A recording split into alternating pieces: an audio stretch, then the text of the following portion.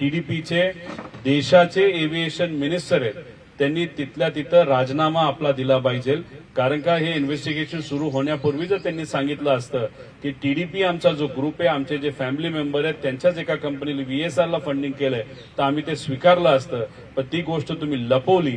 मग व्हीएसआर ज्याची तुमच्याबरोबर कमर्शियल म्हणजे आर्थिक आणि व्यावहारिक आणि काही व्यक्तिगत जर नातं असेल, तर आमचं मत आहे की तुम्ही हे इन्व्हेस्टिगेशन ज्या पद्धतीने व्हायला पाहिजे ते तर होतच नाही.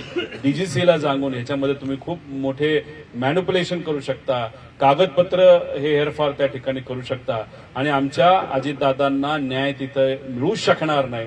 म्हणून आम्ही या मंत्र्याचा राजीनामा त्या ठिकाणी तिथं मागतो. नरेंद्र मोदी साहेबांना जे या देशाचे पंतप्रधान आहेत आणि अमित शाह साहेबांना विनंती करतो की तुम्हीच तुमच्या मित्राला म्हणजे अजितदादांना तिथे न्याय देऊ शकता.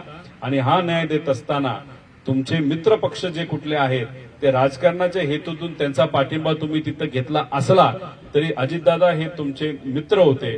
त्यामुळे मित्राला आणि मैत्रीला तुम्ही महत्व देता का राजकारणाला, हे येत्या काळामध्ये आपल्या सर्वांना त्या ठिकाणी बघावं लागेल. पण एवढे मोठे लोक याच्यामध्ये सहभागी असल्यामुळे आणि व्हीएसआरला पाठराखण करत असल्यामुळे जर न्याय मिळायचा असेल तर ताकदवान लोकच लागतील. आणि आज जर बघितलं तर सगळ्यात पॉवरफुल लोक हे नरेंद्र मोदी साहेब जे पंतप्रधान आणि HM म्हणजे शहा साहेब आहेत, हेच त्या ठिकाणी देऊ शकतात.